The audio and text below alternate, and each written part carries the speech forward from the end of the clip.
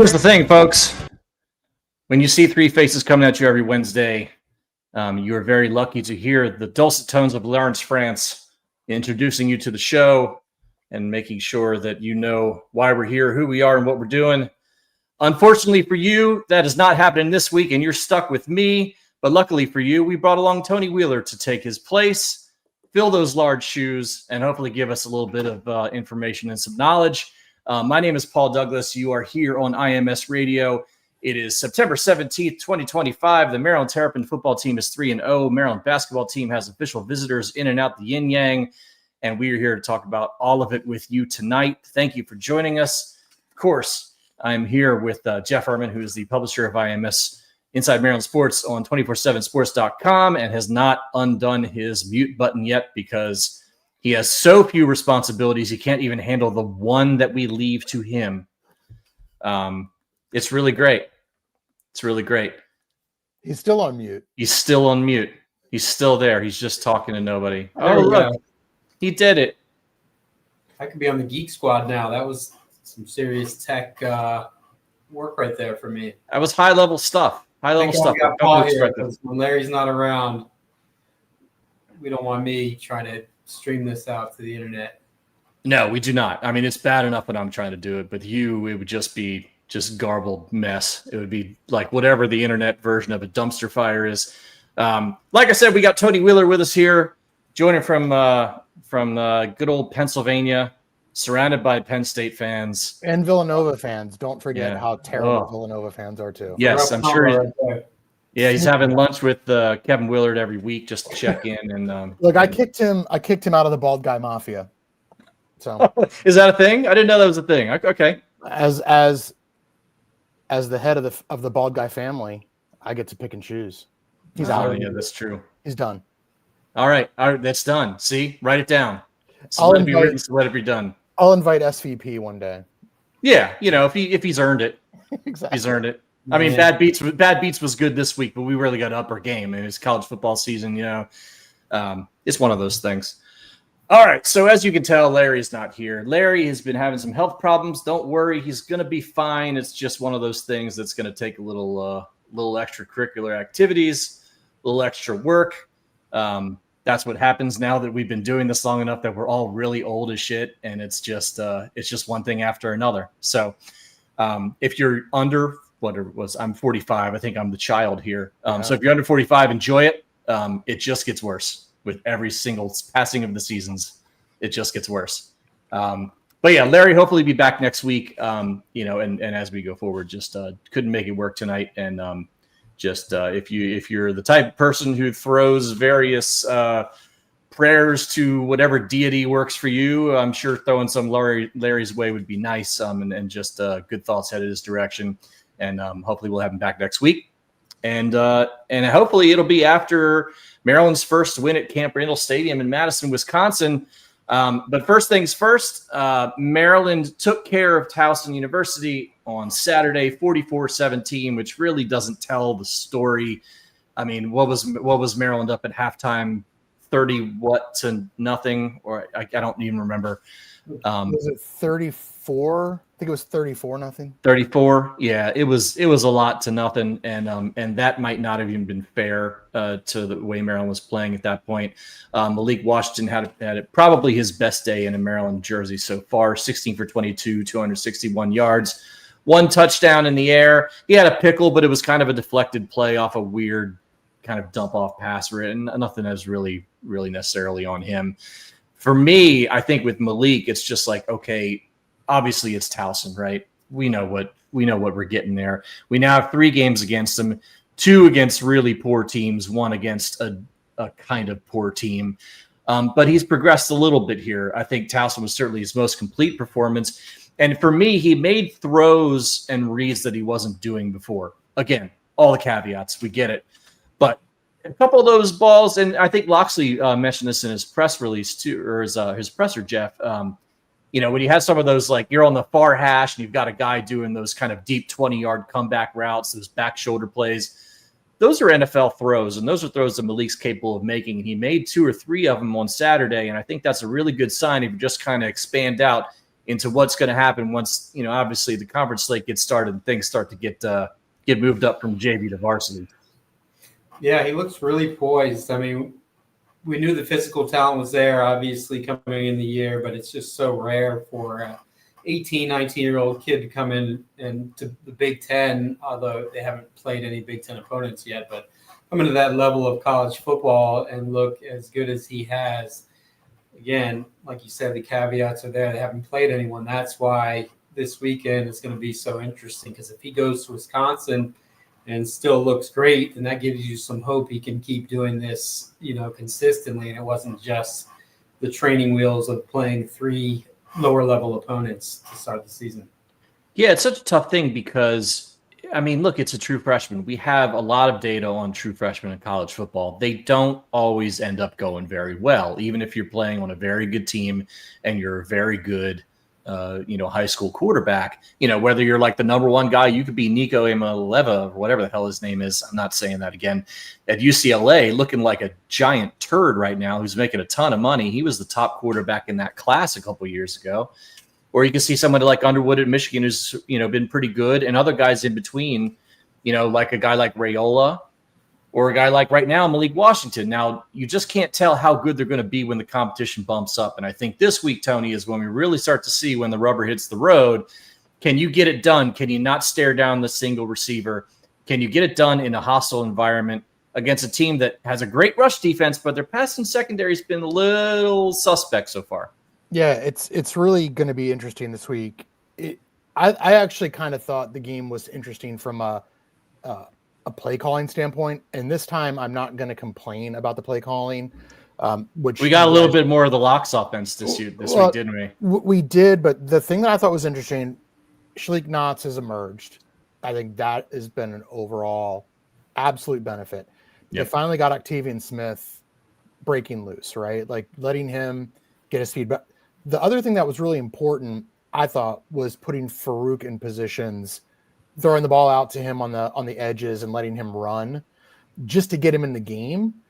They didn't throw to Fleming at all. I don't even know if he got a single target against no catches. I know right? He didn't get any catches. And so I thought that was fascinating because the pass protection's really good.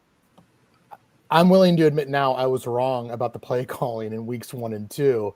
They're really just not doing well running the ball. But you raise a really good point about Washington.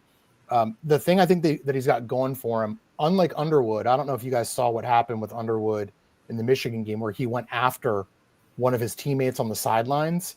When you've got a freshman doing that on the sidelines, thank God we don't have that kind of issue. Malik seems like he has really rallied that team. I think the biggest deal for the entire team this week is actually just going on the road for the first time in Camp Randall. I mean, top 5 environment probably in college football. I'm not super scared about Wisconsin as a team this year because of what you said about, their run defense is good. Their pass defense doesn't look so good. Their pass offense doesn't look so good. Their run offense is okay, but we've been doing pretty well against the run by and large. Can they handle the environment? I think that's going to be the big deal for Washington. Can he handle the environment? Yeah, Jeff, when we talk about Malik, one of the things that came from, I think when he was first being recruited by Locksley as like a sophomore at Spalding, it was like this he's like a 30-year-old in a teenager's body. Like he's just got that kind of level of poise, that kind of thing you hear people talking about Jaden Daniels for the Commanders. Like just he's a kind of an old soul and he doesn't get rattled. We saw a little bit against Northern Illinois. He struggled at times. It wasn't a perfect game. Certainly at times he got caught staring down receivers, maybe not going through his reads all the way. Maybe they asked a little bit too much of him pre-snap, but it certainly seemed to me that this week, in terms of what Tony was talking about with the offense, it seemed like they were taking a little bit more off his plate to me. There were a few more of those like kind of sideline lookovers to see if they wanted to, switch out of a play. It seemed like he got a little bit more of that kind of quicker pace Locksley offense as opposed to what Pep was doing beforehand. I don't know how much of that was planned. I don't know how much of this was like staying vanilla the first 3 weeks and starting to open up a little bit more as they go, or whether Locksley, who was clearly annoyed by some of the play calling in week 2, might finally just being like, okay, Pep, yeah, that's great. We're doing my stuff now. Yeah, well, to the first thing you said, Paul, he is just rock solid, kind of an old soul kind of guy. I don't think you would ever see him yelling at a teammate on the sideline, even at his age. He's a natural leader, gets along with everybody, just a different kind of guy, loves to read books, eclectic personality. So the intangibles there are through the roof. The big question, obviously, is can you run the ball at all? At least just, at least semi-adequately. Like it's unlikely they're just going to struggle to run it against these three lesser teams and then go to Wisconsin and run for 250 yards. But can you get some short yardage first downs on the ground? Because you're going to need to help him out a little bit in that first road environment. You don't want him throwing it 50 times. Like Tony said, the pass blocking's been really good so far.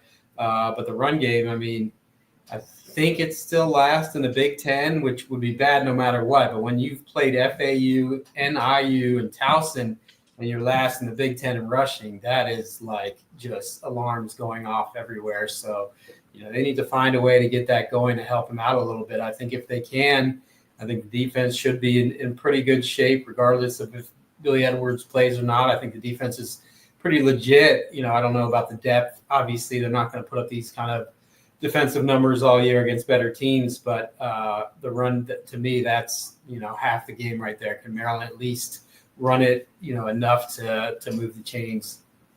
Yeah, the run matchup's going to be a problem. I mean, the Wisconsin defense is giving up less than 2 yards per carry so far, and that includes a game at Alabama. So you're talking with the Maryland run game struggling. You're talking about, the immovable object of the Wisconsin run defense against the very resistible force of the Maryland rush offense so far. So I think that's a big concern. I think it says a lot about whether they're going to be able to mix in those kind of short passing patterns to kind of simulate a running game to at least open things up a little bit. But I think if you're talking about what Maryland needs to do to win this game, Tony, they're going to have to chuck the ball around because that might be the only way they're going to be able to score. Yeah, and to that point, one of the things that I'm going to be looking for with Malik, and I saw a game in person a couple weeks ago and then watching the other two games on TV, there are times he's not taking what the defense is giving, where he has guys, move the chains kinds of passes, and he's taking deeper shots downfield.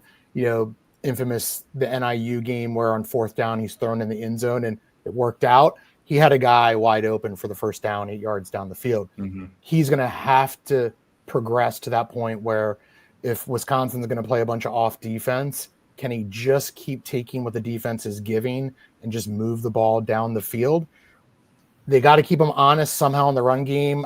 Jeff, I know you've written about this a bit, about whether or not, they don't want Malik to run. Is he checking out of runs? But if there is a way to get him involved in the run game where he's maybe sliding if he's getting 4 or 5 yards and not taking hits, they're going to have to do something to take some of the pressure off, especially if they get down in the red zone where the field just gets way too small.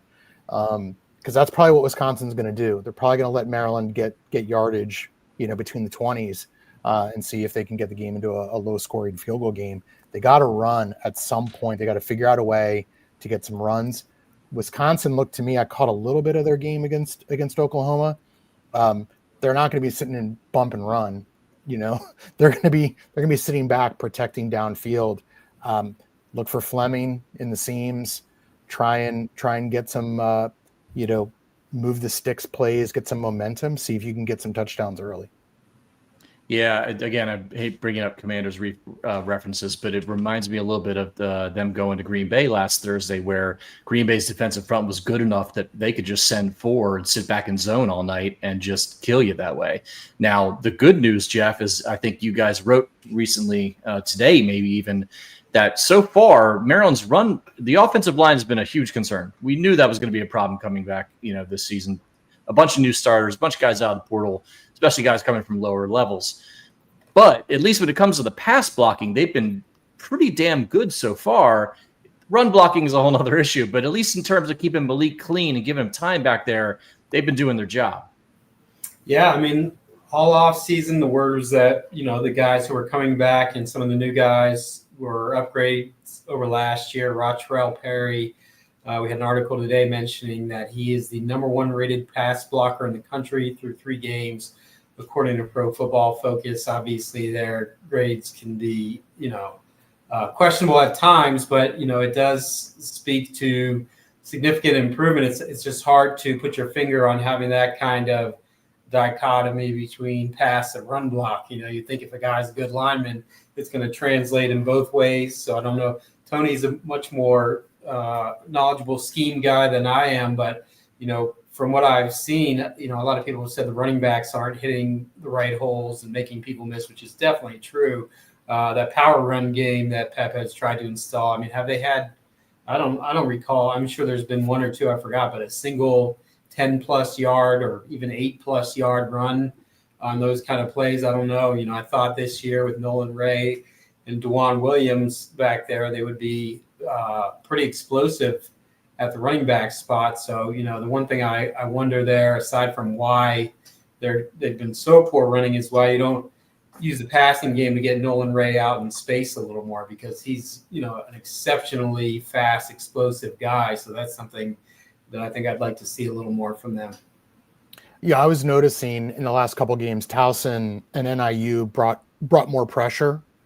The running backs are really good in blitz pickup. There were a couple of times, like Nolan Ray, he stoned someone like right in the hole. On the run game, Ray to me looks like he's just impatient. Williams doesn't have the burst, but Williams looks like he's finding the holes a little better. Iverson Howard was playing, second half. He was getting kind of more garbage time play. But he actually looked like a pretty complete back. They actually split him out as well and threw to him. Mm-hmm. I wonder if we're going to start seeing more of him in some of the run game as well, to see if they can get the right mix of finding the hole with a little burst and not giving much up in the pass game. The problem, of course, is you're going to put a freshman running back in, and if teams start to blitz, do you trust him in blitz pickup? And so that's going to be an interesting thing to see. But I was curious as to if you guys were seeing the same thing I was seeing about the running backs looking like they're running into their own linemen at times. Like, were they getting just stoned by the defensive line, or were they just missing the hole? It looks to me like they're missing the hole a lot. I think there's a little bit of that. Certainly Ray, I think, has struggled really trying to – I think it's a little bit of both. I think sometimes he's just not very patient. He's so interested in getting past the line of scrimmage. And once he does, for a smaller guy, he falls forward a lot. He always gets that kind of extra yard or two, which I like.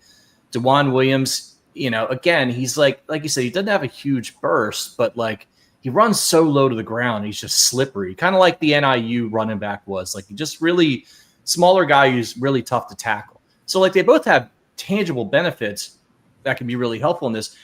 But again, when you watch Howard run, he's just a bowling ball. I mean, that dude just goes downhill, and he's not interested as to whether you're in his way or not.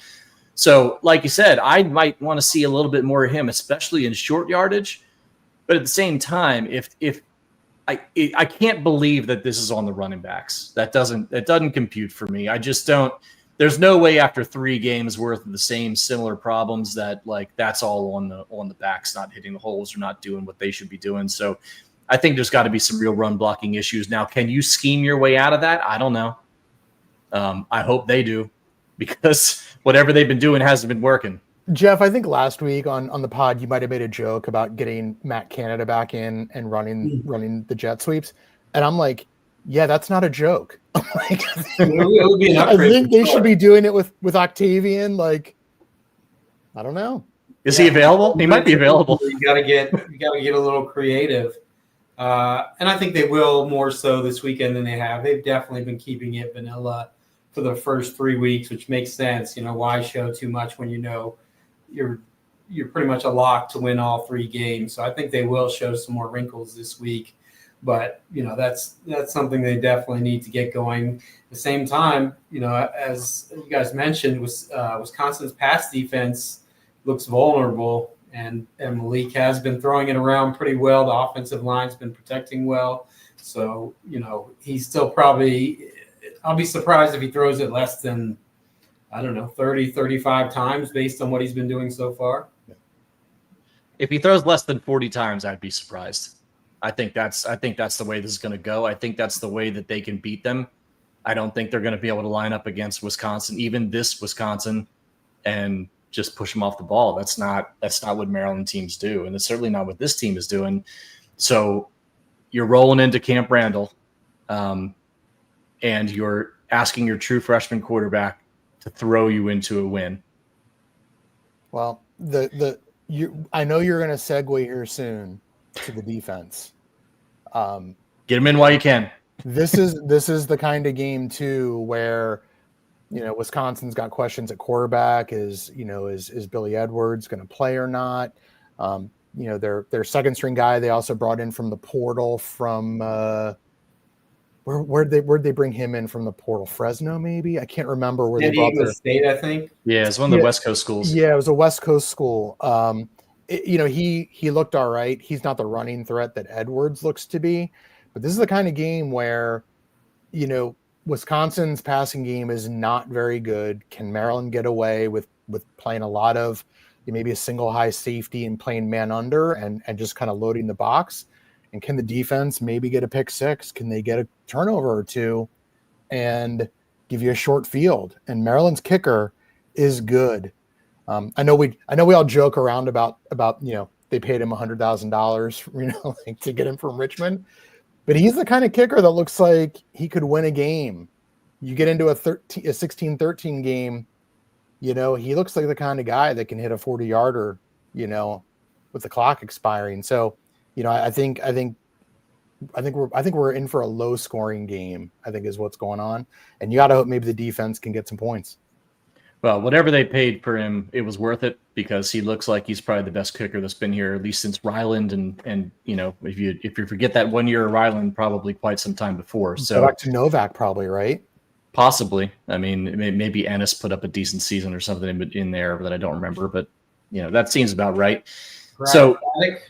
Craddock was excellent. That's a good point. We all kind of block out that time period for the most part. But yeah, so let's talk about the defense a little bit. Now, Maryland's rush defense against NIU was pretty unspectacular, but so far otherwise looked pretty good. And certainly we talked a lot about those freshman ends and about the way that they've been able to rush the quarterback. So I think, Jeff, going into this game, like if you've got, whether you're playing Billy Edwards or the other kid or the freshman, I mean they've got three guys potentially who could be out there. None of them are really knocking anybody's socks off. So you'd like to think that you might be able to not have to blitz too much and be able to sit back and kind of, make them pick you apart while holding up strong in the run. Whether they can pull that off against a team Wisconsin's caliber compared to who they played so far is another question. Yeah, it's just like the Malik Washington question on offense with the two true freshman ends. Zahir Mathis and Sidney Stewart, they've been excellent. I can't remember what this stat. I think Sidney Stewart is top 10 in the country in QB hurries. And so the question is, again, does it translate against Wisconsin where you're going up against these 23-year-old corn-fed monsters and you're not just simply a far superior athlete like you are when you're going up against Towson? So that'll be interesting to see if those guys, in much the same way as Malik Washington, can hold it up. And I think the defensive line's been pretty solid, at least compared to expectations. They lost a lot of guys on the line. It's all new guys, pretty much transfers. They've been good so far. I wonder if, I don't know if this is like fan BS or like a real thing, but I wonder how much, if Billy plays, knowing his tendencies might help them out a little bit, knowing what to throw at him at different times. It does sound to me like he's pretty likely to play. Is Cam Rice? I think I'm getting that name right. He's the Ohio transfer in the middle. Yeah. He looked like he got dinged up in against Towson. Like, do we know if he's going to be ready to go? Do we? From the injuries and Mike Locksley, you might as well just flip a coin. Well, you can't flip a coin because it doesn't say like broken ankle or ACL on it. But and Rice is probably their best. During camp, they said he might be their best lineman. He's looked pretty good so far. He's looked really solid. But no injury news on him. You just got to wait until game day as usual. Yeah, I mean that injury report last week was scary because you just had a bunch of names on it that we didn't expect, like Lasker and some of those guys. So hopefully some of that's just guys who might be dinged up a little bit and thinking, okay, it's Towson, we don't have to play them here, so we're not going to do that. But yeah, I mean Rice is he's basically been their Nasila Kite. They're kind of, the guy who's really been able to hold it down in the middle of the line, so those freshmen and those outside linebackers can really cook rushing the press. Thomas has been playing well too. The big Central Connecticut transfer. He might have been the one that got a little dinged up. Now that I think about it, but he was playing really well. I think he forced a fumble, and big kid, and Wingate. You guys got to have him on every week. I mean, that guy is good. He's really good, man. He's kind of what I thought Barham would be if he stuck around. I mean, he just jumps off the field, like, because he's so athletic. He's sideline to sideline. He's everywhere. He's up the gut fighting those big uglies too on run plays. Like, he's such a good player. And again, let's get to the other looming nightmare here, which is the depth issue, which is part of the reason that Towson score looks the way it does, because basically after like the first drive in the third quarter, Locksley completely called off the dogs and killed anybody who had Maryland covering that spread, by the way. That was great. But the depth looks bad, Jeff. I mean, we knew it was probably going to be bad. We knew that, if you're coming in and you're saying, hey, I got all these young guys, they're really talented, they just need a chance to play. It's like, all right, great. Well, who's behind them, though? More young guys or more old guys who aren't good enough to beat the young guys? Either way, probably not great. Yeah, like in most scenarios, they would be the guys behind the guy. But, I mean, I think it depends on the position. Defensive line, you're definitely right. Offensive line is scary lack of depth. They lost Jalen Gilchrist in the first week. They've been pretty healthy there since then. They have to keep it that way. But I feel like some other positions, linebacker, corner now, they've built some depth at corner. Those younger guys from last year who struggled, other than Humes, they're backups and they're playing pretty well. Humes has played really well himself. Safeties, Jalen Husky has been great so far. So there's some depth there. But yeah, on both sides of the lines, they need to really kind of be undefeated this year with injuries. Yeah, that's awesome. Sure, that'll work out. But hey, it's week 4. So far, so good. Everybody, Maryland's done what they had to do, and this is kind of the test. This is what you follow this stuff for. Wisconsin's not very good. They're not any better than that Nebraska team that Maryland beat on the road a couple years ago. It can be done, but I think a lot of things still need to go right for this team, just because the way they're built. It's not entirely a complete team, certainly not at this point, Tony. And, it feels like they're really going to have their best game of the season so far just to compete here, just because that uniform and that place carries a lot more weight in college football than it does in a lot of other sports, I think. And even if this isn't a very good Wisconsin team, and, people talk all day about how Fickle kind of changed their DNA a little bit, trying to go air raid a couple years ago, and it didn't work out. And now they can't run the ball, they can't throw the ball, whatever. It's still a big ask for a Maryland team in this spot, I think. It is, and all of the pressure is clearly on Wisconsin. Helpful. And I think Fickle has even said that in his midweek press conferences. Like, the pressure is on them.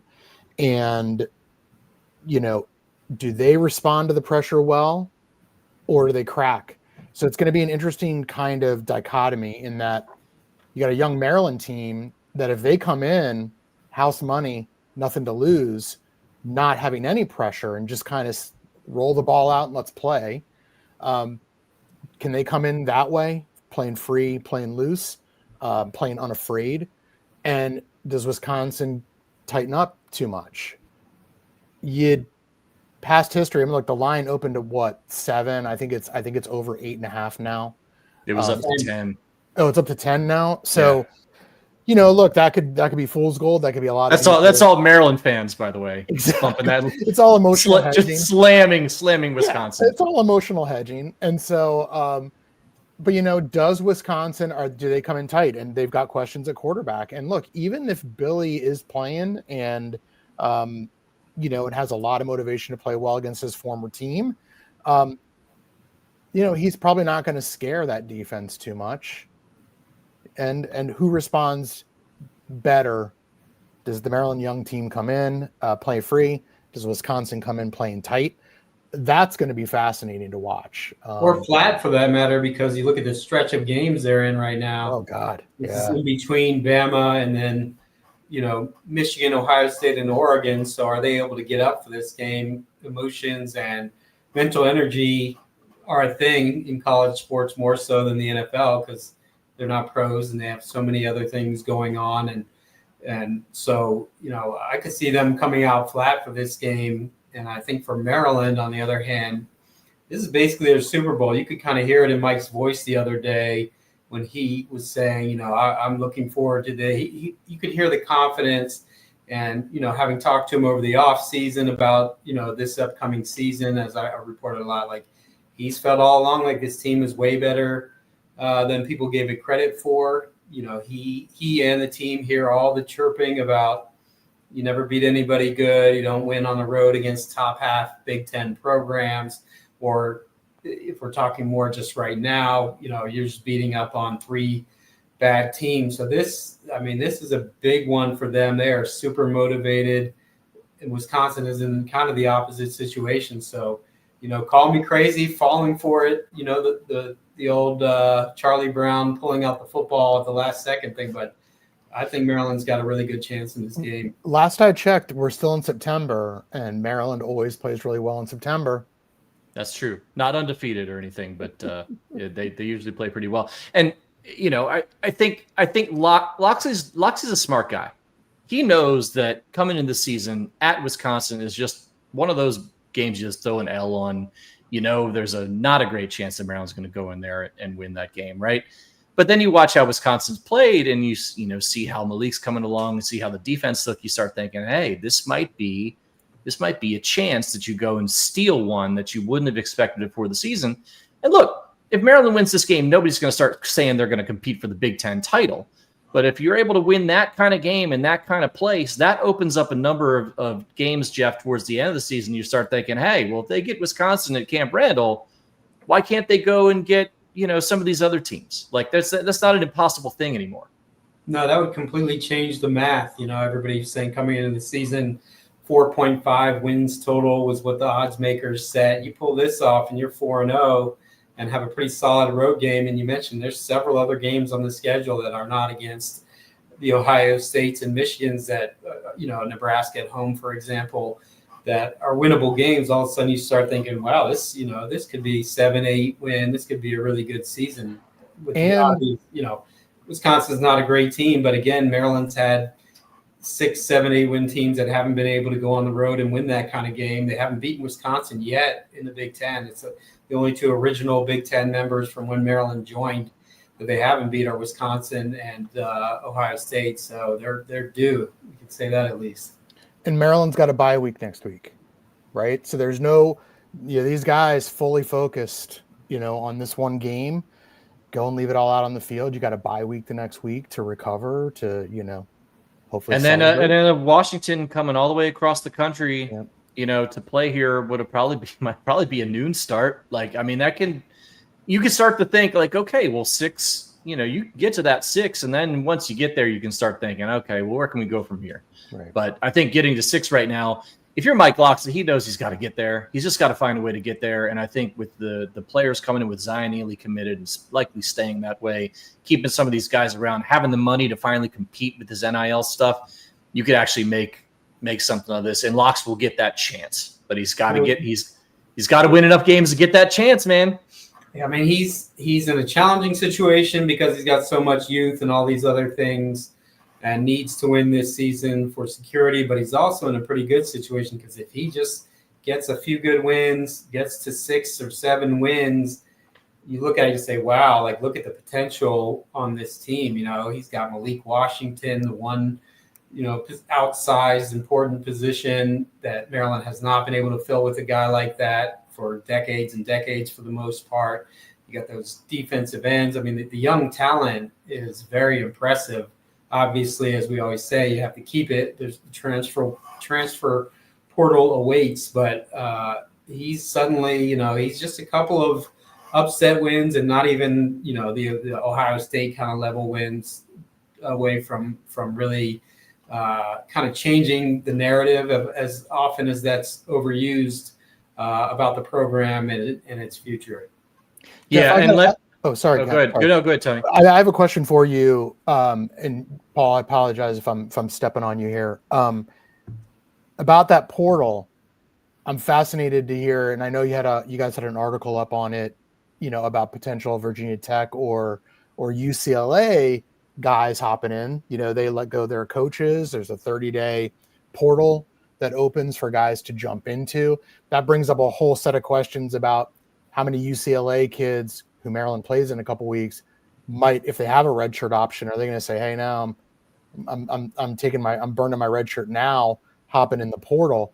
But are there players, do you think that Locks might have history with, might want to look at in some of those?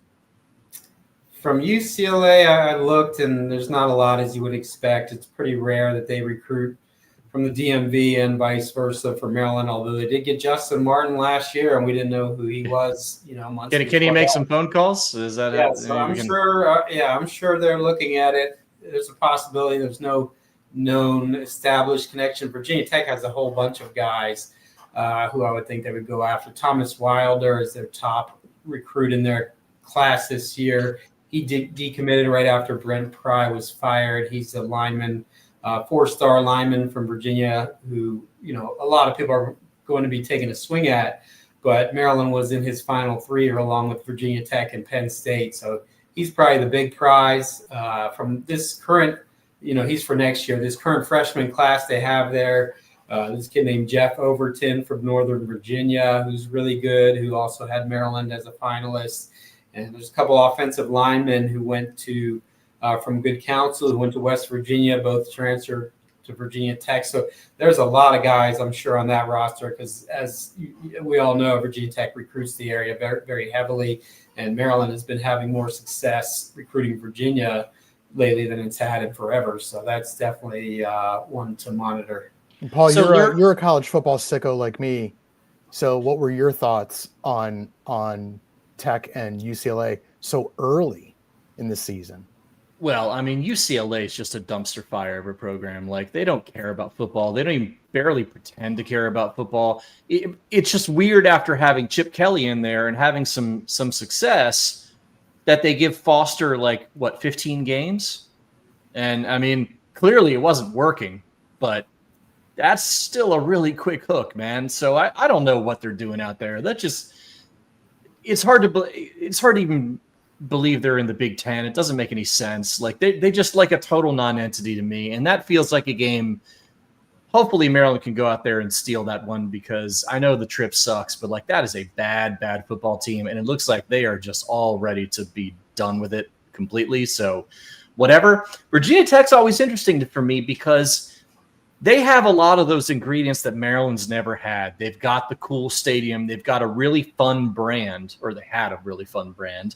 They recruited pretty well. They've got a decent recruiting base. You count, Norfolk and Hampton Roads and all that kind of stuff, North Carolina. They've got incredible fan support. It feels like one of those programs that shouldn't be this bad. Something has really gone wrong for them to be this bad. And maybe they jumped too early on Fuente. Clearly Brent Pry felt kind of uninspired. It was one of those, let's go back to, the rough and tough, buzz cut type guys that, you always go back from players coach to buzz cut and buzz cut to players coach whenever something fails. You can't just, keep trying the same thing. I don't know. That's a weird one. They should be good. They should be good. They should always be good. They don't play in a tough conference. It makes no sense to me why they're not good. But also, screw those guys, man. I mean, they murdered us when they joined the ACC, so I got no problem watching them suffer. That's what I was waiting for, Paul. I was waiting for that comment, man. I'm enjoying every moment of their suffering. I mean, I watched program. It might just be a coach program where Beamer was, a miracle worker, and I mean, I don't think quite. That's probably overstating it because they do have all the resources Paul mentioned, and they're literally, they might as well be on an actual island out there. Anyone who's ever driven out there, I mean, there is nothing else to do. So you're going to have it. Yeah. You're going to have a lot of support in those scenarios, but nobody else has done it like Beamer. Maybe it's kind of a situation like Georgetown with John Thompson and hoops is the first one, or I'm trying to think of another program that had a legendary coach and hasn't done anything, really anything since then, which they haven't. Or before, right? Like it's not like Virginia Tech had some. They had a good football program, they were fine. But it wasn't like they were some national brand. And then Beamer, there's 30 years of Beamer. Well, and I think you just have those programs like them, West Virginia, like programs that do have good fan support. They've got kind of the obvious things, right? You turn on the TV for a home game, it's full, people are crazy, it's great. But I bet their NIL situation is ass. That's probably a factor here. You know that with West Virginia and some of these other programs that are in these conferences that aren't paying out much. And if they don't have really like a massive, massive donor base and a lot of corporate sponsorships, they're screwed in this environment. So it could come down to a situation where it's like, okay, well, that's great. You've got, 70,000 fans who go insane for you every Saturday, but like we can't afford to field a team that's any good. They really could be. I heard NIL was an issue for them. Haven't asked lately, but it seems to be. I mean, obviously, compared to the Big Ten and SEC teams, it's going to be an issue. But I think that is a limitation for them. You can already see it happening. They're going to throw way too much money at Shane Beamer. He probably turns it down just to get a raise, but if he takes it, goes in there, limited NIL, whereas South Carolina just has crazy money, and he probably has a lot of hissy fits after losses and is gone in a few years. I could not enjoy anything more than that. But there's no way he's taking that job. That is the biggest no-win situation in college sports. Like, go to the school where your dad was a legend, and if you do anything but also be a legend, they're gonna hate you. Yeah. So and look, there are a lot of debates that happen, on the boards about, is Maryland football a better job than school X? Some people, I think there's two schools of thought. One school of thought says, you don't like some of the Big Ten jobs, just because you're in the Big Ten doesn't mean that's a great job. Although the Big Ten is going to get more access to the college football playoffs. Whereas if you're in the ACC or the Big 12, there are going to be years where unless you win the Big 12 or the ACC, you're not getting multiple bids in. So I think there's two schools of thought around, is Virginia Tech, this great job? I think conference affiliation now matters more than ever because of those resource issues that you both were just talking about.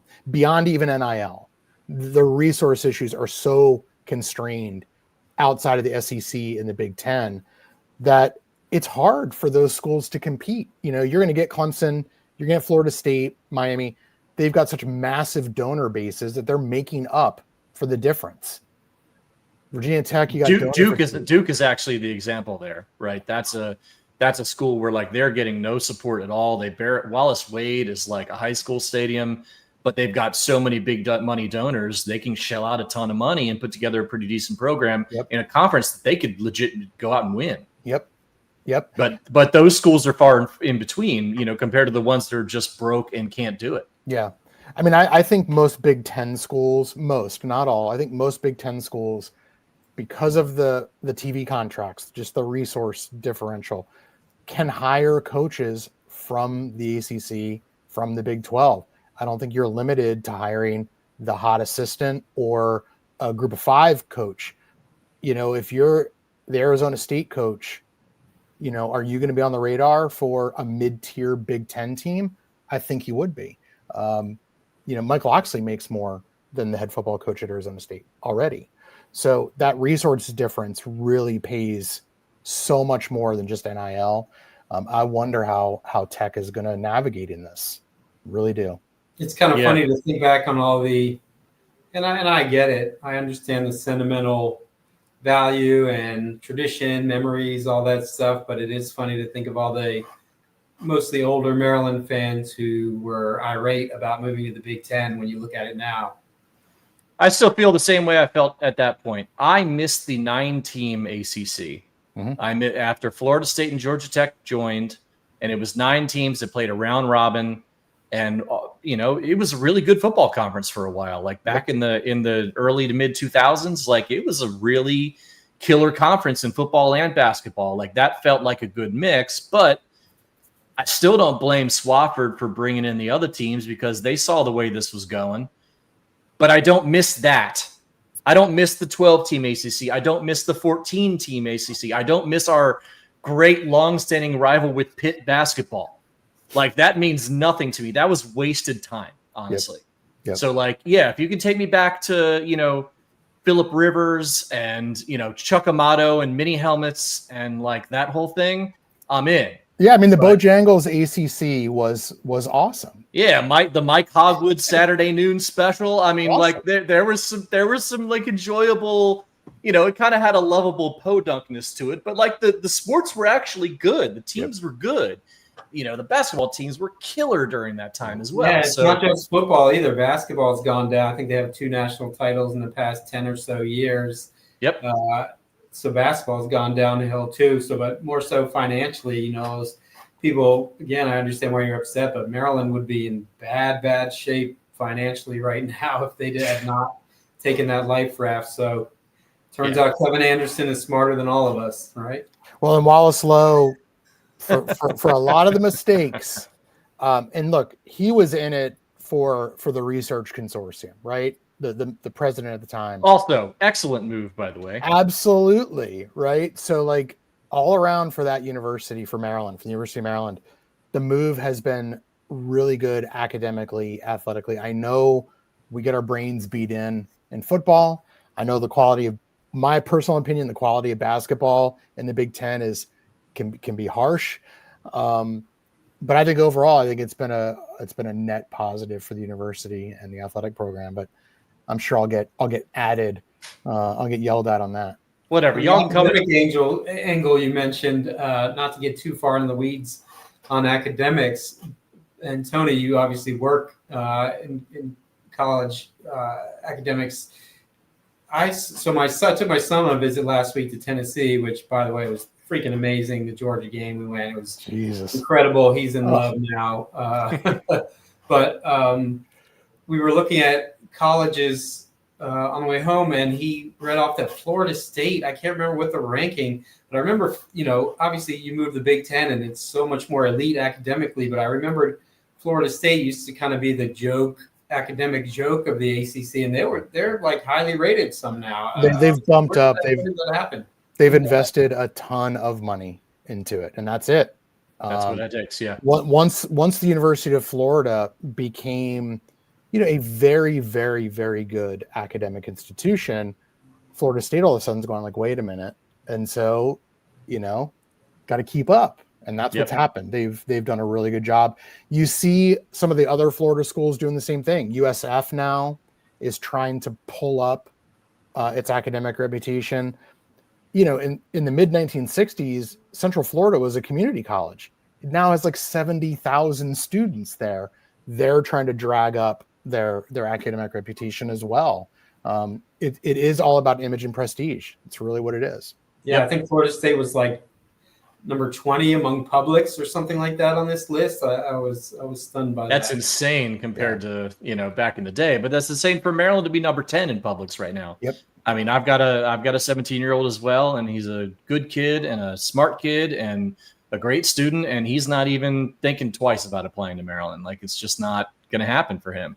So, whereas me, I mean, they're like, "Where are you currently breathing? Yeah, come on in, you're good." I don't know, Paul. I think the Paul Douglas name gotta carry some weight. Come on, Nick, you hear me?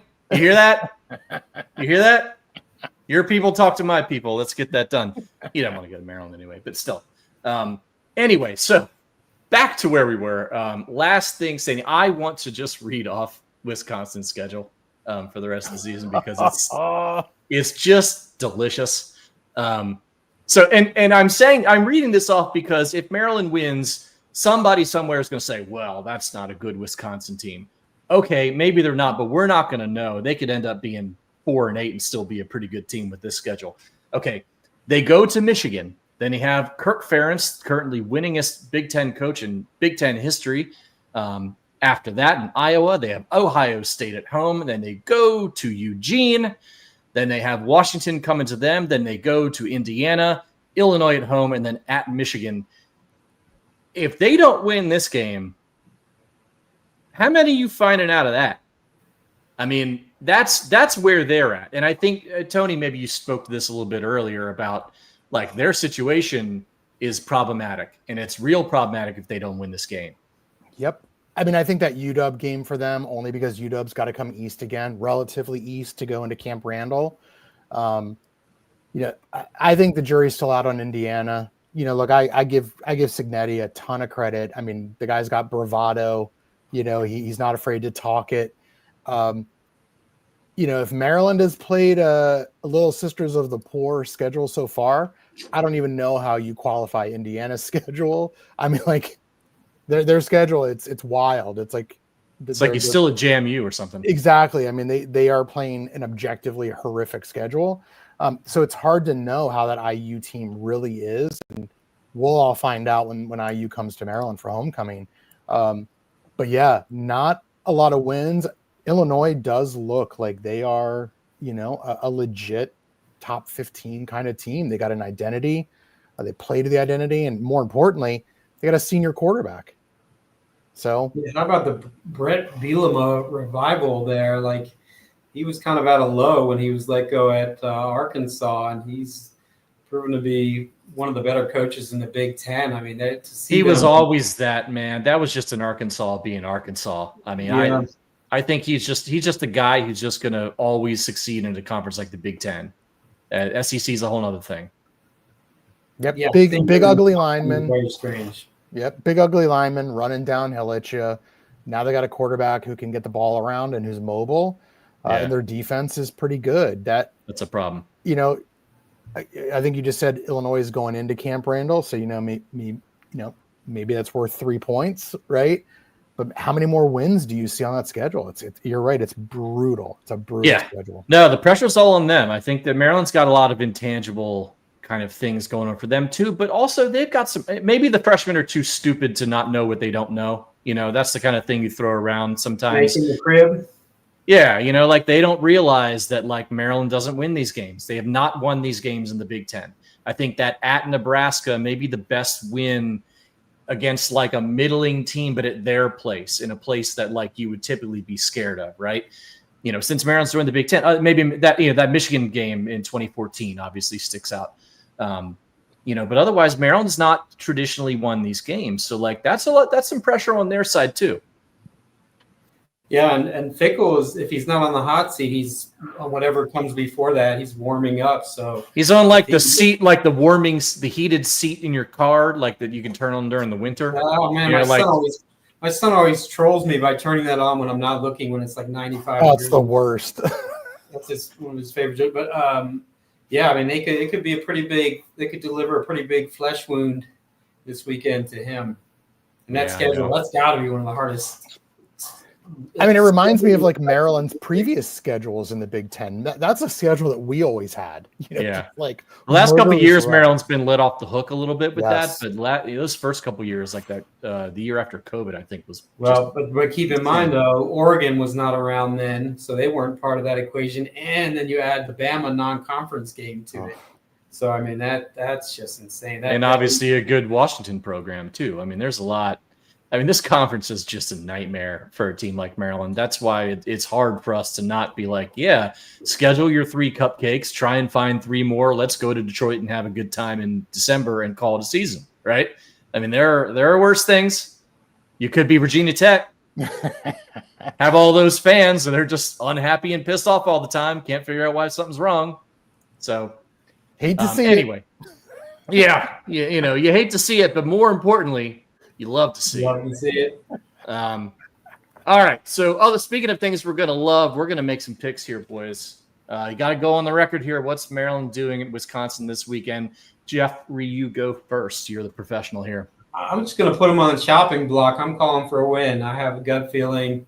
I mean, everyone is immediately, when you say something like that, everyone's immediately like, are you an idiot? They do this is what I'm aware of what they do every year. We all know that. You don't have to keep repeating what's happened in the past, but I feel like it's a good spot for them. I don't think this Wisconsin team is that good. And I think that for these guys, and Locksley, the staff, all the players, this is basically their Super Bowl. They've been waiting for this for a long time. And so I think, I think it's going to at least be a close game, but I think they have a chance to pull it off. Anthony? Man, I was hoping you'd go first, Paul. Nope, no chance. Obviously the heart says Maryland. The head says Wisconsin. I think it's going to be, like a 17-14 kind of game. I don't think there's going to be a ton of points. And I think that Wisconsin's probably going to pull it out. I think it's going to be close though. Wisconsin 27, Maryland 10. Sorry, I am who I am. I am who I am. You knew where that was coming. I thought you were going to make it a little closer. I didn't think you were going to. No, I think I don't think this team's ready. I just look. I'm a Locksley guy. I believe in Mike Locksley. I believe in his ability to get. Now that he's recruiting on a fairly fair ground, I think he's able to build a team. I just think the line play again is going to kill us. Until I see it not happen against a team that's got some decent line play and against a team that's pretty desperate in a really nasty place to go with a true freshman. Even a good true freshman is still a true freshman, man. You go from playing at, Archbishop Carroll and like 300 people to, 70,000 insane people in Madison. It's just different. And I don't think this team's ready. Sorry. It comes down to whether you think aside from being able to run the ball, if you think this defense is somewhat what it's looked like so far, or if that's just competition. Because if it is, as good as it's looked, or even somewhere in that neighborhood, Wisconsin's not that explosive offensively, so they should be able to keep them pretty low. Whether Maryland can move the ball is probably a bigger question.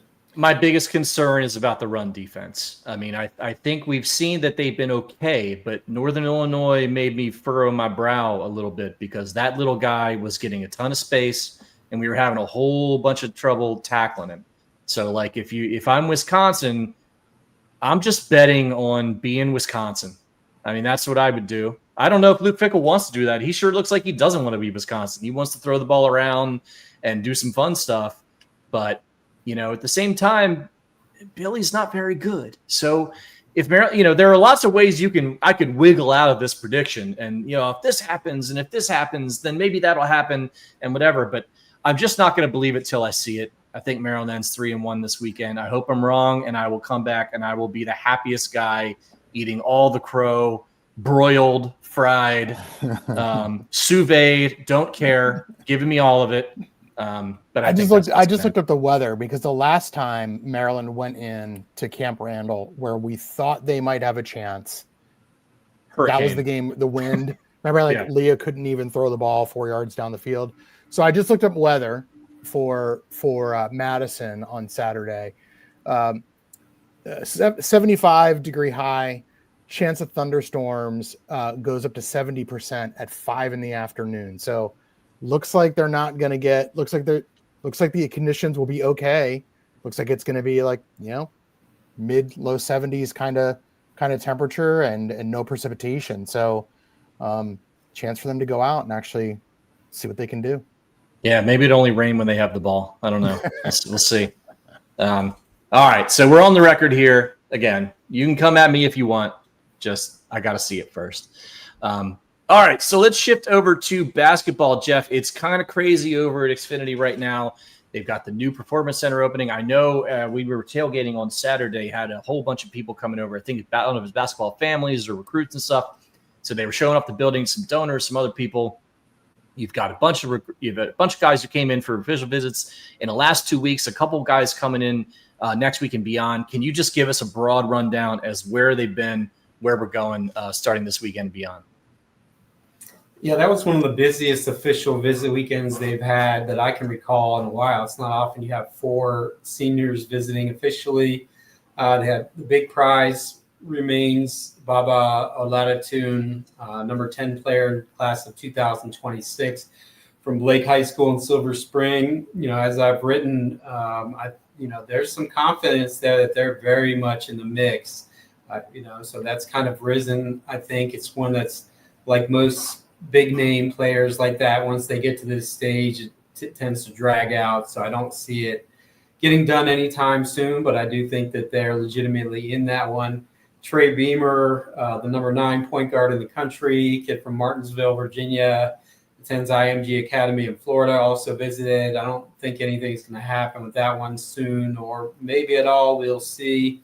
Jackson Sheffield, big man from Alabama, they got him to move up his visit, and it seemed like a pretty good chance they would wrap him up. And then about 24 hours after the visit, we started hearing that Vandy had kind of flipped it back around again, which, a lot of times in this current era of college sports could be a negotiation kind of thing. So he committed to Vanderbilt today. He's off the board. And then Caden House, shooting guard, top 40 shooting guard, son of Eddie House, former Celtics guard, Arizona State star, was there. He's very high on Maryland. That would be a great get. I think they have a real chance there.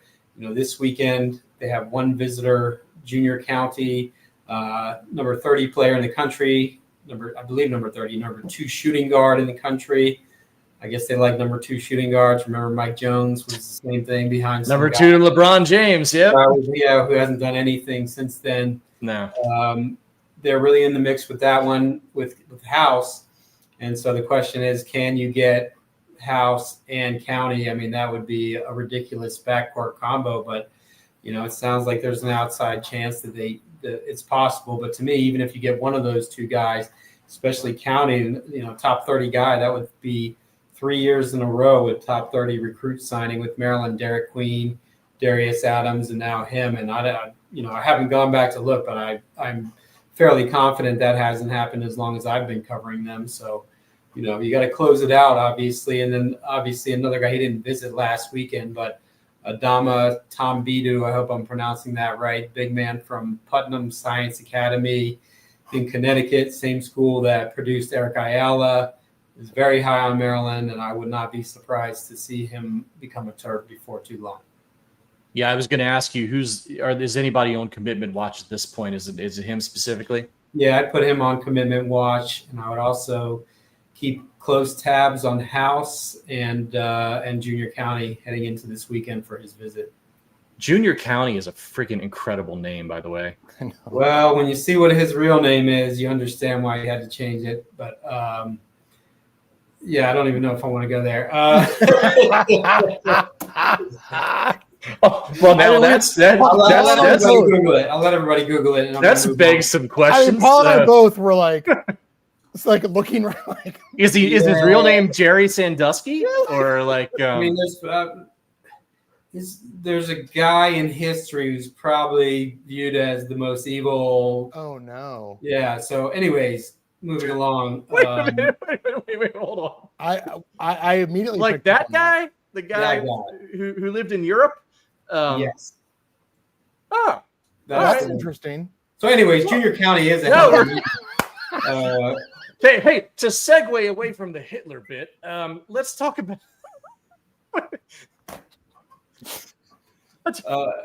Yeah, we should have been briefed on this beforehand. That's why you got to be on the site more. 3 hours a day isn't doing it. You got to be on there for 5. But, I was asked to host the show like 45 minutes ago, and now he's a big timer. He's a big timer. I mean, I think it's Maryland against UConn most likely in that one, and Maryland's been recruiting him for a long time. And if you take Tambito, who I think is number 118 maybe nationally, you already have one commitment from Austin Brown. He's not a top 100 guy either. You'd like to, and the rankings aren't scientific by any stretch, but you'd like to add some star power. So if you could get either one of those 2 guards or potentially both, then you're really cooking. I'm sorry, I'm just gonna need a minute to. I mean, I like that Buzz is actively hammering that rankings range that we always wanted Maryland coaches to do, right? Like Maryland can be a very, very, very good program without having to always get a top 10 recruit. But if they're just hammering away in that kind of 30 to 60-ish ranking spot for players, you can get really good teams. And it seems like that's what Buzz, he is kind of going for some of the high end guys, right? He's still pursuing them, but it looks like he's really locked in on like, let's get really good players. They're going to be here probably for more than a year, really get them in the system, really coach them up. It's kind of exciting, it's really, really fun to see. And the thing is, that's not nearly the entire list. You still got several other, Anthony Brown, point guard from Carroll, they're in the mix with Jalen Collingwood, another local kid, Sidwell Friends, fast rising prospect, could end up potentially being a Maryland against Michigan State battle, which makes sense given that Buzz and Izzo are, very similar, are going to be looking for very similar kind of guys. So, there's more guys on the list still, and they're only going to take, I think, probably 4 high school commits. So, they're going to have to be selective. Well, that's the funny thing, too, because nobody expected Buzz Williams was going to show up here and be like an ace recruiter.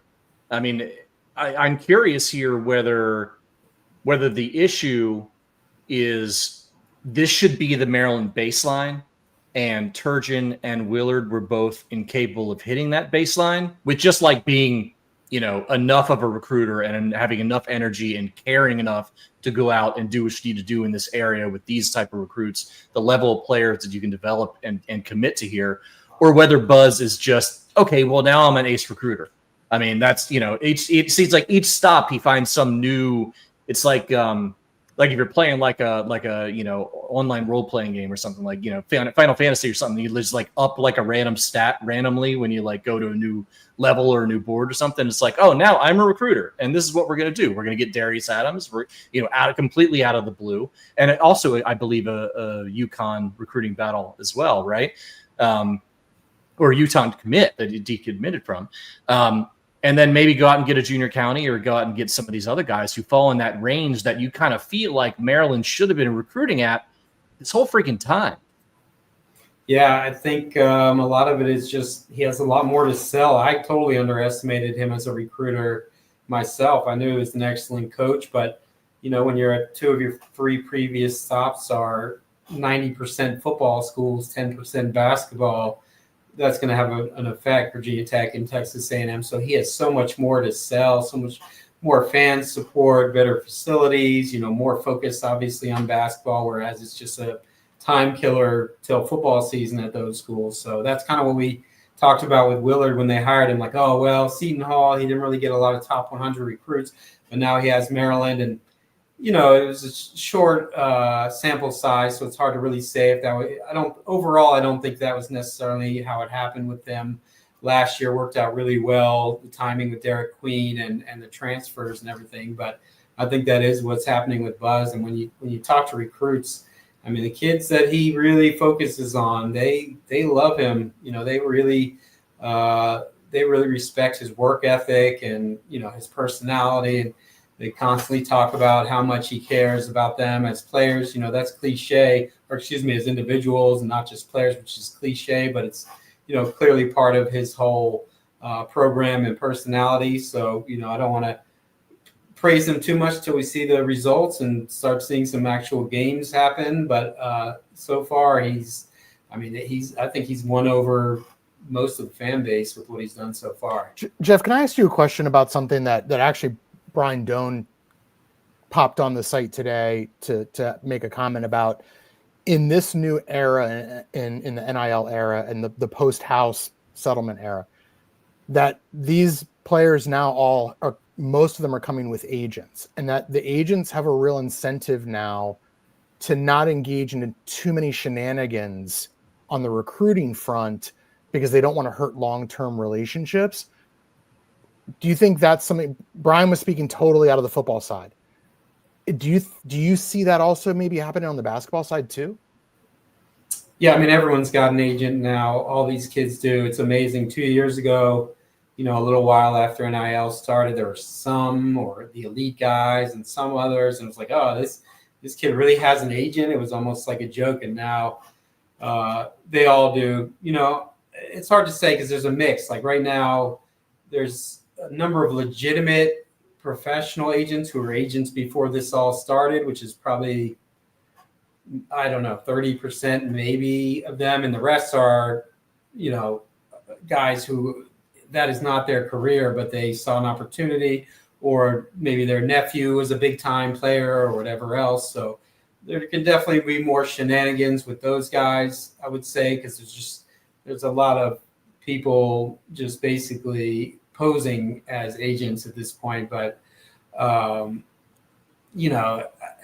think what people tend to overestimate how much money matters. It matters a lot to these kids. But you see recruits every day who are choosing schools for less money. Maryland got Derek Queen for a lot less than he could have gotten elsewhere. Malik Washington could have gotten a lot more elsewhere too. So you still have to be good at recruiting. But yeah, you have to deal with, tons of agents. Sometimes I was told by a coach at Maryland that sometimes you'll get a call from one agent inquiring how much you think you'd pay for this kid, and then another guy saying he represents the same kid and asking how much, because those guys want to be able to go back to the kid and say, hey, I can get you this much, even though they don't actually represent him. So, so it's still, there's some guardrails now, but these SEC schools, from what I'm told, are still just pay for play NIL deals. That the house settlement and all this stuff about fair market value has not affected how they operate much. So, let's see how it is in a year. I mean, I just, who knows what's next? Hopefully it develops in a way that, is conducive to the health of these sports and fan interest. Because like I said, I really don't want to work at a gas station. We don't want you to work at a gas station either, Jeff. No offense to anybody who works at a gas station. I just don't want to. Yeah, I mean, there are plenty of fine institutions out there. I'm a big Sheets fan personally. Larry. But Paul. Don't ever ever stop at Buc-ee's in Tennessee. Call me Larry. We didn't get into the legendary Buc-ee's. So I've been to a Buc-ee's. They're pretty good, but man, I'm full in on Wawa, man. I mean, get out of here with that sheet stuff, Paul. I know where you live. Terrible choice. You're a regional homer on that one. Yeah, you're so used to an inferior product. You just roll with it. That's fine. I get it. I got a Wawa right across the street, and it's fine. There's a dividing line. It looks like there's been like I-95, man. Well, it's like I-95 it's like there's like a new Mason-Dixon line in Pennsylvania, except it runs like kind of diagonally across the state, and it's like Wawa's here, Sheets is there. Like they don't cross the street. It's like, are you an Eagles fan or a Steelers fan? Because that'll tell you which one you're for. It's wild. But SEC is still cheating. This is my shocked face. But I will say, and you kind of spoke about this a little bit, Jeff. I mean, having that new performance center does help. Like, I mean, we all joke like, oh, it's all about the Benjamins and whatnot.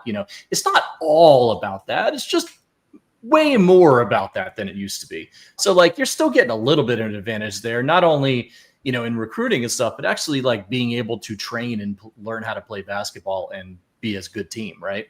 Yeah, the recruits have raved about it, so it doesn't mean as much as it used to, but like you said, it does. It still matters. You come into a brand new gleaming $30 million facility with these cool brand new lounges that no one's ever used and think I could be here the next few years. It's going to help, and they've had very positive reactions.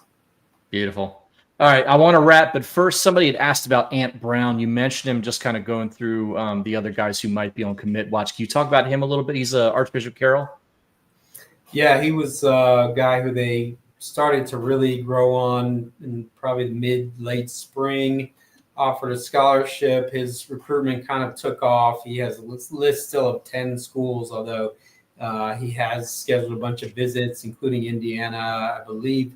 He added that for this weekend, maybe. So that'll be interesting because, they have some local connections there and a lot of money, as we know, assuming things haven't changed since last year, which given that it's Indiana, I seriously doubt it.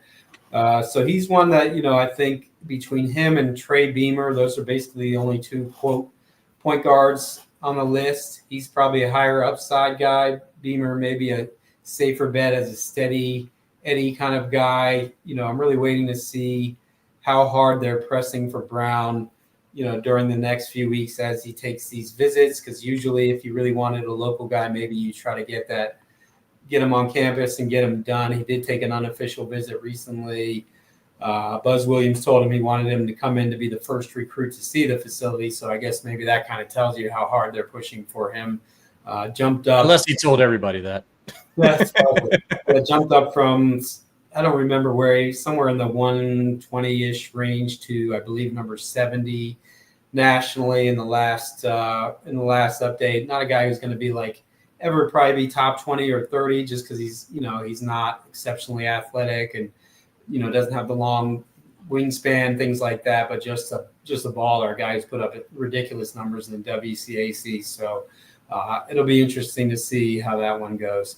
Yeah, he's an interesting guy because he doesn't have that NBA profile. Like, he's probably a 3 or 4 year college guy, and like those guys could be worth a lot of money, as we saw with Gillespie and types like that who aren't going to jump right away, even if they're really, really good at college. So I also I saw he was doing in-school visits the other day, and I don't remember which assistant it was. Maybe it was Indiana or somebody, but the picture, he looked as miserable as I think anyone has ever looked in a photo in their life. It was I think I saw that one, Paul. Yeah, I gotta figure out who it was now, and I hate myself for not remembering earlier. But like, it was like, like he just like got kissed by his grandma or something, and after she gave him a sweater for Christmas or something. It just looked absolutely miserable. Well, I'll have to make sure not to report that he's probably going to Maryland at some point when it's clear in Indiana that he's going to Indiana, like Derek Queen, right? Yeah, it'd be a shame if that happened again. Real, tough loss for Rab Johns, right? But anyway, look, we're all part of the 24/7 family. We're all happy soldiers here. So with that, I don't have any of the fun stuff Larry usually does at the end of the show because, as I mentioned, I learned I was hosting this show about 45 minutes before we started. So I'm just going to thank everybody for listening. Hopefully we'll have Larry back next week. If not, join us anyway and make fun of me. I don't care. It doesn't matter. As long as you're watching or listening, I'm happy. Hopefully Maryland can go and surprise me and win at Wisconsin, get up a commitment or two on the basketball side, and we'll be back next week during getting ready for the bye week and, see where we go from there. All right. Thank you for listening. This is IMS Radio, and we will see you soon.